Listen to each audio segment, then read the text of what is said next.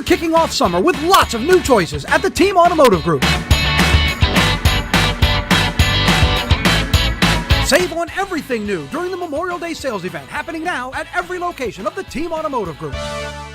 That would be concerning and maybe set a precedent moving forward. If you had plans to be outside, you might hit a couple of these little passing showers. A drug bust and a few arrests made. Look at what they hauled in here.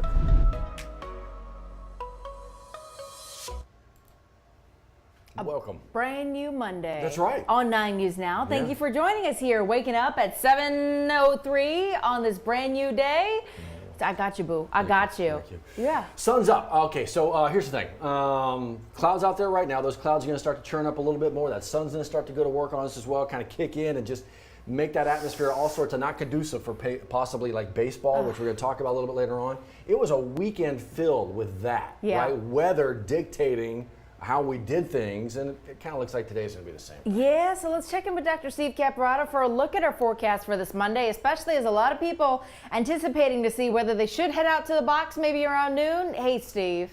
Hey guys, yeah, get out there. We want a big crowd, right? The key's going to be keep our first alert weather app handy and track potentially some storms developing near a little bit after lunchtime. Mainly dry this morning, and you can see kind of a filtered sunshine, good amount of cloud cover overhead. It's our Sky 9 camera brought to you by Our Lady of the Lake. I said mainly dry. We are tracking a few showers this morning on our first alert radar network and dialing up our radar here in West Feliciana. We've had a few of these light showers, especially in Tangipahoa and St. Helena parishes this morning. One near Amite, some sprinkles near Hammond, and a few east of I-55 and kind of south of Kentwood as well. But most of us starting out dry this morning. What we do have is kind of tracking up to the west-northwest. Temperature-wise, upper 60s to low 70s. That's pretty typical for an early June morning. 70 in Baton Rouge. Gonzales right now at 68. So it should be mainly dry through mid to late morning. Temperatures into the upper 80s by noon. But as we get closer to 90 shortly after lunchtime,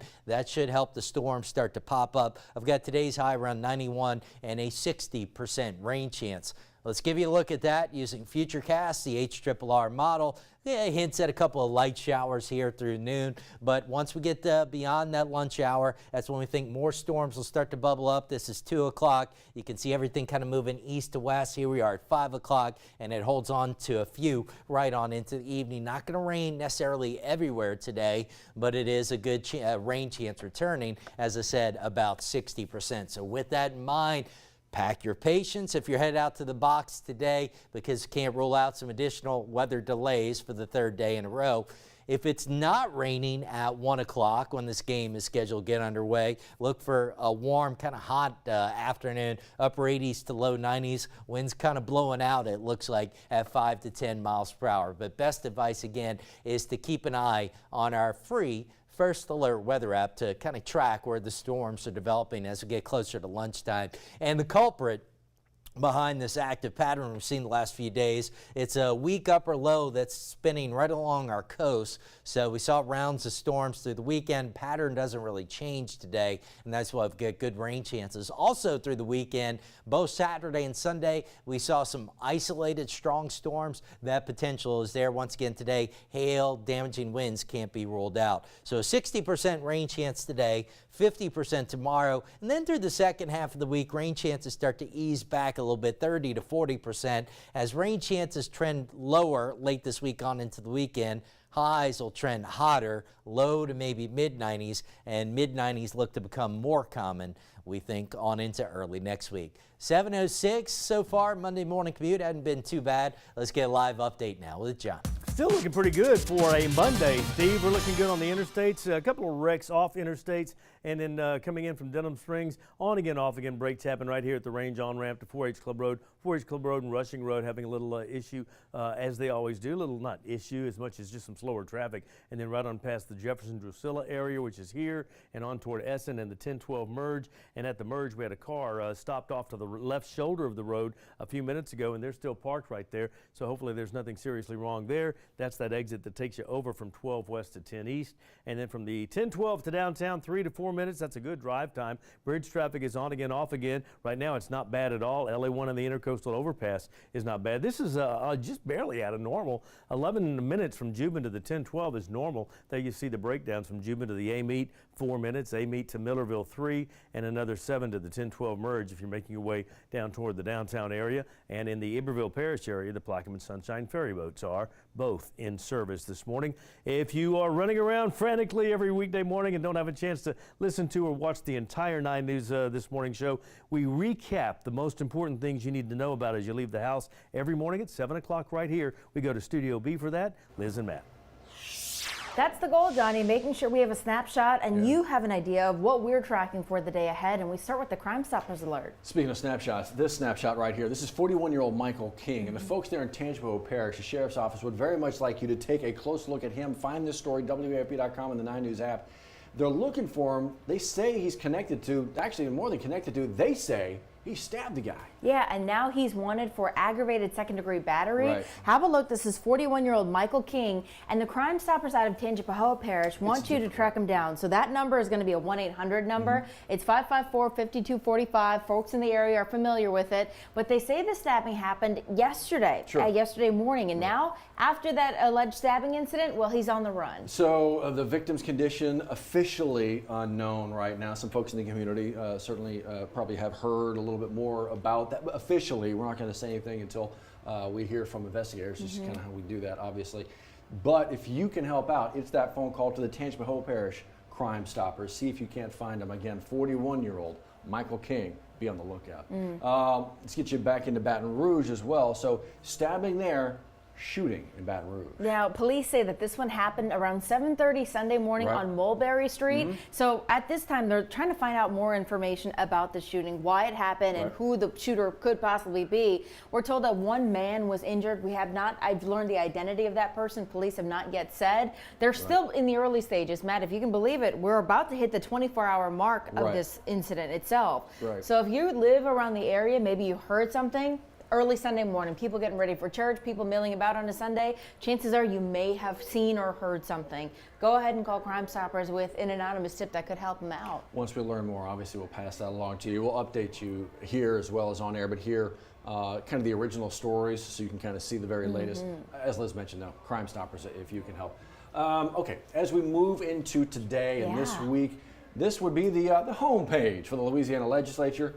One more week, actually less than that, home stretch for this session.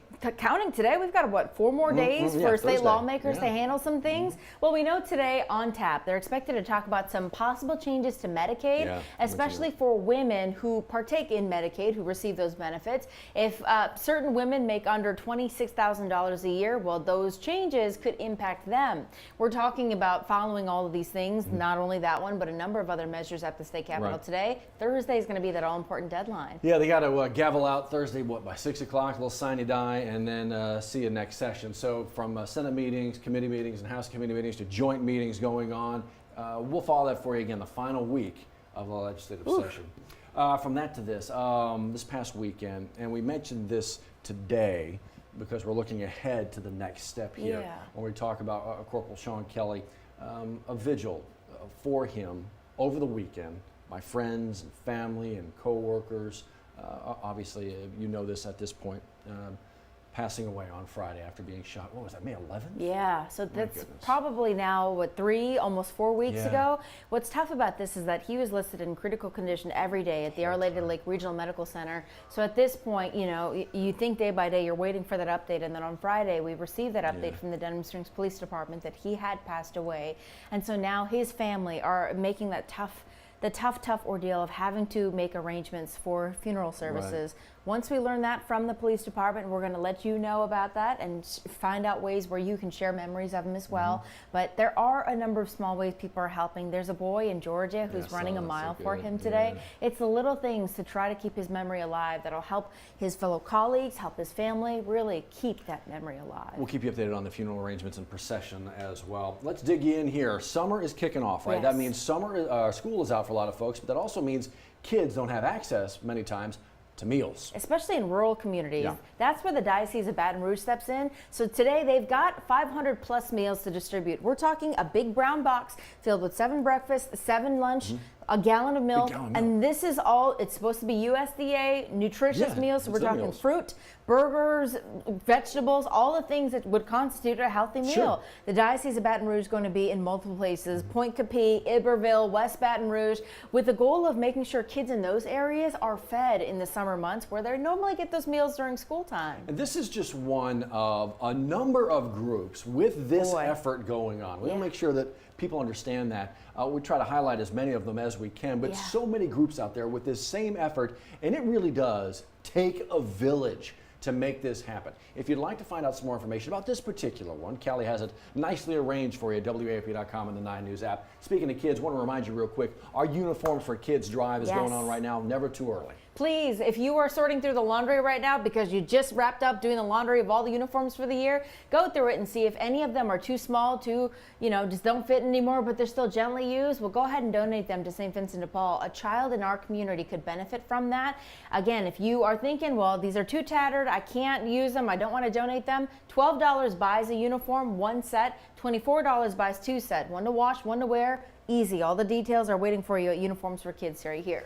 Hopefully you won't be waiting too long at the box today. It is all about the regional tournament, games that were supposed to be played on Saturday, delayed into Sunday. Games were supposed to be finished up on early Sunday, delayed to late Sunday. So we've got a regional final today. Hopefully it's just one game, Liz Coe. LSU beating Oregon State yesterday, but Oregon State then beating Sam Houston State in the nightcap. So it's going to be LSU and Oregon State again. Supposed to be first pitch at 1 o'clock. The weather depending. So if LSU wins it today there, it's done. But if they don't, they play again at 5 o'clock. But all of this, Steve, is weather permitting. What do you mean if they don't? Yeah, that's right. We're gonna win this in one game, right? Good point. That's Good right. point. You know what I've determined? Johnny was there Friday, right? And It was great Friday, and then all right, so we need you back out there this afternoon. You gotta it go. wasn't raining though Saturday, and they kept calling it delayed. I know you're gonna do. I know. Oh, there you You're just trying to get me going. Yeah. So no, look, the 8-mile radius. Some people say it's 10. I couldn't find clear layout of what the NCAA rule is, 8 or 10. Regardless what the exact number is, it's there for good reason. Lightning can strike 10 miles away from a parent storm. That's pretty common. Up to 25 miles away. That's why it's in place. Kind of scary, yeah. So, Johnny, moral of the story, he's got to be out there today. I think Make the rain go away, make LSU win. There you go. Okay, there we go. See you in 10 minutes.